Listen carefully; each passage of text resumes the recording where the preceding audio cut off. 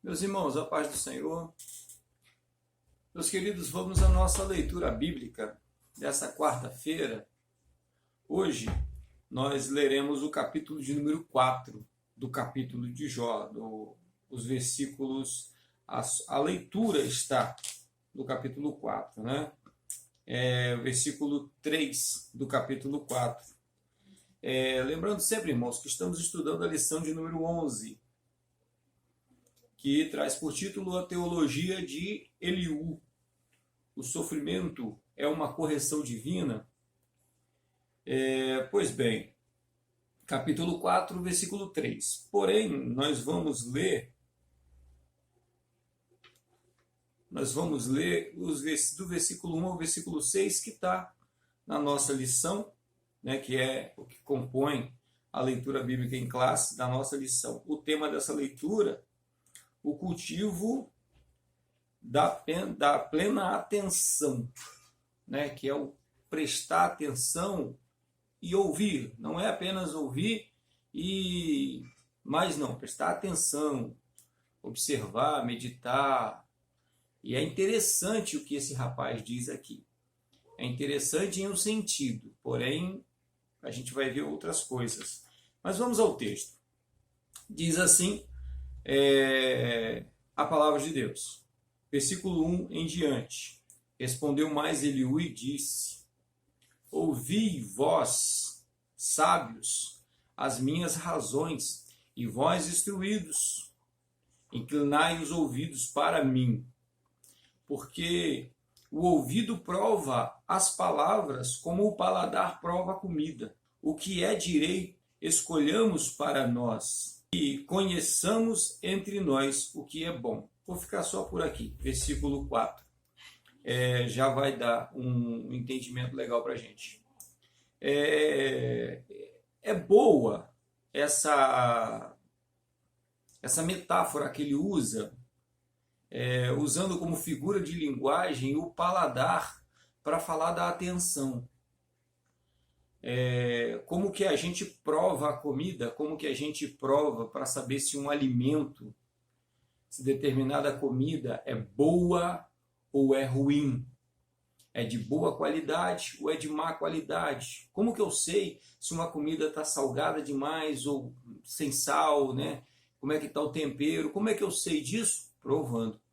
E aí é o paladar, né, que vai me dizer, que vai me informar como que aquela comida está, como que aquele alimento está, se aquele alimento é saboroso. Mesmo assim, hoje nós acabamos sendo enganados por causa dos industrializados. Algumas coisas que são tidas aí, vendido como comida, nem é considerado alimento, né? Um exemplo está na salsicha, por exemplo. Nem é considerado alimento. E é vendido como se fosse carne. E aquilo nem alimento é considerado. É pelo próprio fabricante, não é pelo entendimento popular, não. É o próprio fabricante. Ou seja, a gente pode também se enganar com o nosso paladar. Mas o interessante aqui é a forma como ele usa para falar da atenção. Porque é prestando atenção que nós vamos identificar o que é bom e o que é ruim. É prestando atenção que nós vamos identificar o que é falso e o que é verdadeiro. Por um aprendizado infantil, pelo contágio, né, vamos colocar assim, o discurso, a pregação do crente, do evangélico, foi contaminada com essa coisa de bem e mal, de bons e ruins. Ainda hoje, entre a igreja, no meio da igreja, tem muita gente que acredita que a nossa luta é do bem contra o mal, né? Porque nós somos o bem e os outros são o mal, porque Deus é o bem e o diabo é o mal. Quando, na verdade, a luta de fato é da verdade contra a mentira. Essa é a luta de verdade. É o dia inteiro, é o tempo todo tentando saber o que é a verdade. Qual é a verdade? para seguir a verdade. Nós já sabemos que quando João escreve, por exemplo, conhecereis a verdade vos libertará, ele está falando de Jesus, ele está falando de mais nada, ele está falando de Jesus. Conheçamos a Jesus e Jesus nos libertará. Por quê? Porque Jesus nos conduzirá no caminho da verdade. Salmo 23. O Senhor Jesus é quem vai, ele é o bom pastor, ele é quem vai nos conduzir no caminho da verdade, né? Ele que vai nos fazer trilhar o caminho da verdade. E é algo, irmãos, que nós devemos, de fato, sempre vigiar. Eliú fala aqui no versículo 4, dizendo que o que é direito escolhamos. Então, como que alguém pode escolher o que é direito? Como que alguém pode escolher o que é verdade? E o que é mentira? Eu tenho que estar baseado em alguma coisa. Eu tenho que ter uma plataforma de informações. Eu tenho que primeiro, para eu descobrir o que é mentira, eu tenho que primeiro saber o que é verdade. Então, depois que eu souber o que é a verdade, aí eu tenho a capacidade de saber o que é mentira. E saber o que eu devo e o que eu não devo comer. Falando no sentido de aprendizado.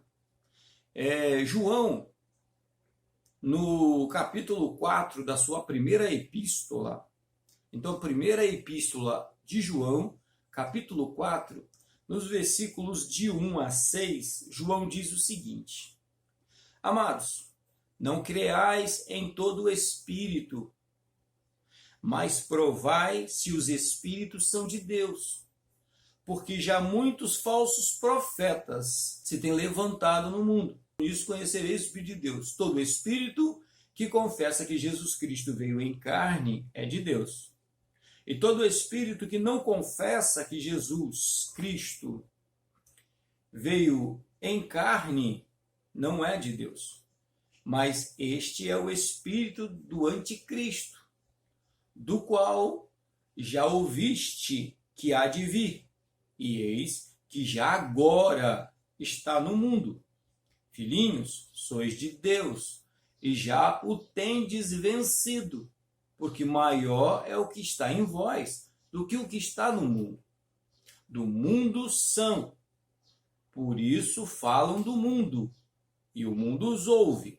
Nós somos de Deus. Aquele que conhece a Deus, ouve-nos.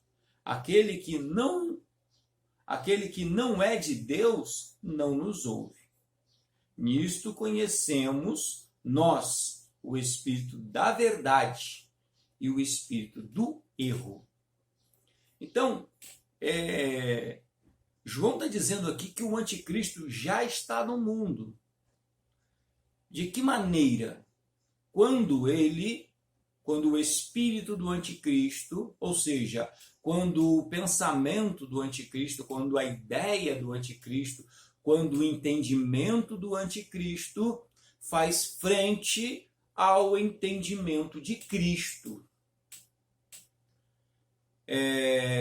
Um bom momento, um bom lugar para nós compreendermos um pouco o entendimento do anticristo é o capítulo 4 de Mateus, quando nós vemos ali o embate, vamos colocar assim, a tentação de Cristo. E ali nós temos a oportunidade de ver como que o diabo entende a palavra de Deus, como que ele lê a Bíblia. Ele de fato acredita naquelas coisas que ele fala com Jesus. Ele de fato acha que é inaceitável que Jesus esteja passando fome. Sendo Jesus quem era, ele acha aquilo um absurdo. Por isso ele manda Jesus transformar pedra em pão, porque é inaceitável que Jesus estivesse passando por privações. E aí todo o entendimento dele é contaminado. Não é, irmãos, que ele quer apenas mentir, ele acredita naquela mentira. Aqui fica uma pergunta para nós, usando o próprio Eliú como base. Como é possível alguém que fala tanto de Deus, como é possível alguém que acredita que é um representante de Deus, está tão distante de Deus? Como é possível alguém que fala tanto no Senhor, que fala tanto em nome de Deus, está tão distante de Deus assim. Hoje, com a leitura privilegiada, com a posição privilegiada que nós temos, nós podemos olhar no livro de Jó e saber o início e o fim, saber o que era verdade e o que era mentira, porque nós conhecemos o final da história de Jó. Então nós sabemos o que é verdade e o que é mentira. Agora, como pode esse moço, esse garoto, ele falar, se acha tão espiritual e, no entanto, está tão distante da verdade de Deus? E isso é algo que nós temos que observar. Porque é aí que os pregadores da mensagem do anticristo têm crescido no nosso meio. João diz aqui que eles falam das coisas do mundo, porque são do mundo. Qual é a mensagem do anticristo hoje no nosso meio, irmãos? Permanece aquele entendimento que há no livro de Jó, nós já conversamos aqui sobre isso, que é: o crente não pode passar por tribulação, o crente não pode ficar enfermo, o crente tem que ganhar muito dinheiro, o crente tem que ganhar dinheiro sempre, o crente tem que ter muitas posses, o crente tem aquela pregação que as neopentecostais gostam, que é: nós somos cabeça e não somos cauda, com coisa que no Evangelho existe isso, de cauda e cabeça. No Evangelho somos todos ovelhas, no Evangelho somos todos discípulos, no Evangelho não existe grande, no Evangelho o pastor não é maior do que um membro, bem pelo contrário, é o que as cartas de Paulo diz. Nós somos servos dos demais irmãos, nós trabalhamos para eles. Então quem é maior aqui? Se é para colocar desse jeito, se é para falar de tamanho, então não, no Evangelho não existe isso. Só que eles, como eles não conseguem, eles não entendem as coisas espirituais de verdade, porque eles não conhecem o Espírito de Deus.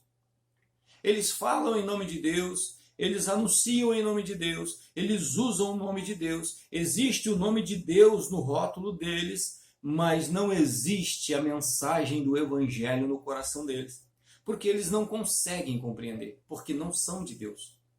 E não ser de Deus aqui, irmãos, não é que eles foram escolhidos para não serem de Deus, não. Eles escolheram não ser de Deus. Eles abraçaram o mundo, eles preferiram o mundo. O próprio João vai escrever lá no Evangelho acerca disso.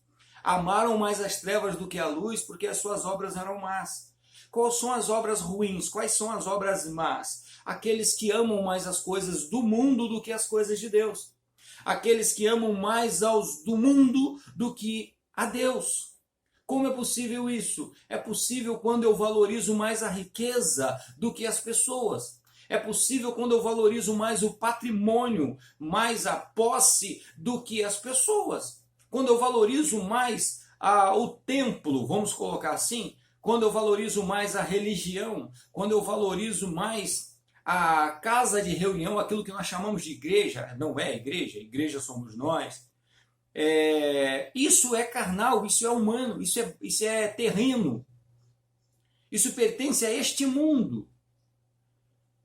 Qual é aquele que é de Deus? Qual é a atitude daquele que é de Deus? E aí do versículo 7 em diante dessa carta de João, João vai falar sobre isso. Como o versículo 7, por exemplo, nós podemos pegar aqui, João diz assim: amados, amemo-nos uns aos outros, porque o amor é de Deus, e qualquer que ama é nascido de Deus e conhece a Deus. Olha a diferença do anticristo, da pregação do anticristo e da pregação do evangelho. A pregação do evangelho é baseada na vida do próximo, no amor à vida do próximo, no amor a que o próximo alcance, a que o próximo cresça. Qual é a mensagem do anticristo? É a autoconquista. Eu tenho que conquistar tudo. Eu tenho que ganhar muito dinheiro, eu tenho que ser o primeiro, eu tenho que ser o mais aplaudido, o mais comentado, o mais falado, eu tenho que ser o famoso, todos têm que me ouvir. É o que Eliú faz. Ouvi-me, sábios e entendidos, estendeu o ouvido a mim. porque agora eu vou falar. Arrogância pura e carnalidade pura. Quem é de Deus, fala das coisas de Deus. E o que são as coisas de Deus? A vida eterna, o amor de Cristo, a graça e a misericórdia de Deus. Isso é de Deus. O resto é desse mundo. E Paulo disse, se nós esperarmos em Deus apenas nessas coisas, somos os mais miseráveis entre os homens. Meus queridos, que esse dia seja um dia de crescimento para as nossas vidas. E todos nós sejamos abençoados em nome do Senhor Jesus. Fiquem em paz. Deus vos abençoe.